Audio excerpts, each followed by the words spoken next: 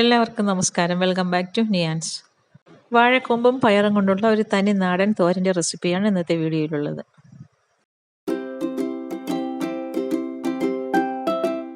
ഇത് തയ്യാറാക്കുന്നതിന് വേണ്ടി ഇതുപോലെ കുറച്ച് പയറ് വെള്ളത്തിലിട്ട് 1 മണിക്കൂറോളം ഒന്ന് കുതിർത്തെടുത്ത് വയ്ക്കാം.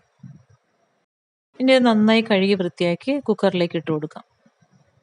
ഇനി കുക്കറിലേക്ക് വേകാൻ ആവശ്യമുള്ള വെള്ളം കൂടി ചേർത്ത് കൊടുത്ത് മൂടി വെച്ച് വേവിച്ചെടുക്കാം.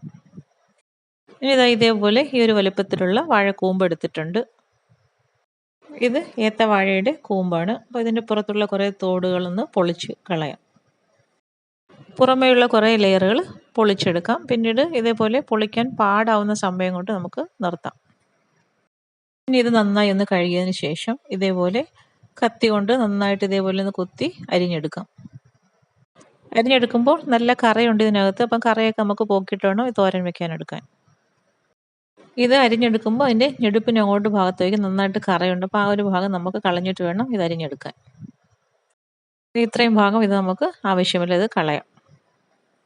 ഇനി ഇതിൻ്റെ കറയൊന്ന് പോക്കിയെടുക്കാം. അതിന് വേണ്ടി കയ്യിലേക്ക് കുറച്ച് വെളിച്ചെണ്ണ ഒഴിച്ചു കൊടുത്ത് നന്നായിട്ടൊന്ന് തടവി കൊടുക്കാം. ഇനി അരിഞ്ഞു വെച്ചിരിക്കുന്ന കൂമ്പിൽ നിന്ന് കുറച്ച് ഭാഗം കയ്യിലേക്ക് എടുത്തു കൊടുത്ത് നന്നായിട്ട് ഇതേപോലെ ഒന്ന് തിരുമ്മി കൊടുക്കാം. ഇതേപോലെ നന്നായിട്ട് പ്രസ് ചെയ്ത് തിരുമ്മി കൊടുക്കുമ്പോൾ കയ്യിൽ ഇതേപോലെ ലാസ്റ്റ് കുറച്ച് കറ ഇങ്ങനെ വല പോലെ വരും. അതിൻ്റെ അങ്ങ് എടുത്ത് കളയാം. ബാക്കിയുള്ളത് നമുക്ക് ഈ ഒരു രീതിയിൽ കറയെല്ലാം കളഞ്ഞ് വൃത്തിയാക്കി എടുക്കാം. അപ്പോൾ ഈ ഒരു രീതിയിലാണ് ഈ കൂമ്പിൻ്റെ കറ കളഞ്ഞ് വൃത്തിയാക്കി എടുക്കുന്നത്.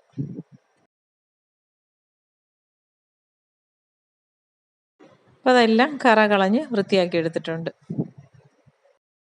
ഇനി വേകാൻ വെച്ചിരുന്ന പയർ കുക്കർ തുറന്ന് വെന്തോ നോക്കാം. അപ്പം പയർ നന്നായിട്ട് വെന്ത് വന്നിട്ടുണ്ട്.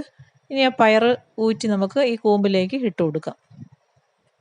പിന്നീട് കുക്കറിൽ നിന്ന് തന്നെ കൂമ്പ് വേകാൻ ആവശ്യമുള്ള വെള്ളവും കൂടി ഒഴിച്ചു കൊടുക്കാം. ആവശ്യത്തിന് ഉപ്പ് ചേർത്ത് കൊടുക്കാം. ഇനി അടുപ്പിലേക്ക് വെച്ച് കൊടുത്ത് ഒന്ന് വേവിച്ചെടുക്കാം.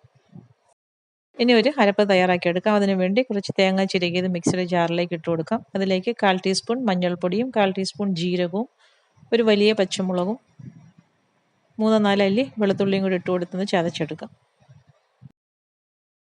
ഈ ഒരു രീതിയിൽ തോരന് വേണ്ടി ചതച്ചെടുക്കാം. അപ്പോൾ അത് അടുപ്പിലേക്ക് വെച്ച് കൊടുത്തിരിക്കുന്ന കൂമ്പ് നന്നായിട്ട് വെന്ത് വന്നിട്ടുണ്ട്. ഇനി അതിലേക്ക് ചതച്ച് വെച്ച അരപ്പും കൂടി ഇട്ട് കൊടുത്ത് ഫ്ലെയിം സിമ്മിലാക്കി ഒന്ന് ആവി കയറ്റിയെടുക്കാം. അപ്പോൾ അത് അരപ്പൊക്കെ നന്നായിട്ട് ആവി കയറി വന്നിട്ടുണ്ട്. ഇനി നല്ലതുപോലെ വെള്ളമൊന്നും ഇല്ലാതെ ഇതൊന്ന് ചിക്കി തോർത്തിയെടുക്കാം. ഈ വാഴക്കൂമ്പും പയറും എല്ലാം ഒരുപാട് ഗുണങ്ങളുള്ളതാണല്ലോ. അപ്പോൾ ഈ ഒരു രീതിയിൽ തോരനൊന്ന് തയ്യാറാക്കി നോക്കും. ഇനി ഇതിലേക്ക് കുറച്ച് താളിച്ചും കൂടി ഒഴിക്കാം. കടുകും ചുവന്നുള്ളിയും കറിവേപ്പിലയും വറ്റൽമുളകും എല്ലാം കൂടി ഇട്ട് മൂപ്പിച്ച് ഇതിലേക്ക് ഒഴിച്ചു കൊടുക്കാം. ഈ ഒരു താളിച്ചൊഴിക്കുന്നത് കൂടി തോരന് കുറച്ചുകൂടി ടേസ്റ്റ് കൂടും. ഇതുപോലെ ഒഴിച്ചു കൊടുത്ത് നല്ലതുപോലെ ഒന്ന് ഇളക്കി കൊടുക്കാം. അപ്പോൾ ഇത്രയേ ഉള്ളൂ. സൂപ്പർ ടേസ്റ്റിലുള്ള വാഴക്കൂമ്പ് പയർ തോരൻ റെഡിയായി കഴിഞ്ഞു.